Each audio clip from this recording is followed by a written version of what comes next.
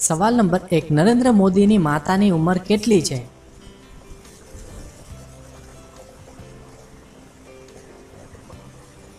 જવાબ છે હીરાબેનનો જન્મ 1920માં થયો તો તે મુજબ હાલ 99 વર્ષ. સવાલ નંબર 2, શું છે જે ઉપર નીચે તો થાય છે પણ હલતું નથી?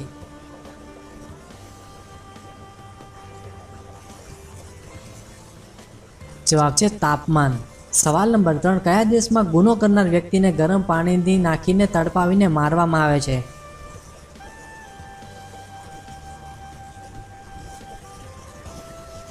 જવાબ છે નીલ દેશમાં. સવાલ નંબર 4, વનપ્લસ કયા દેશની કંપની છે?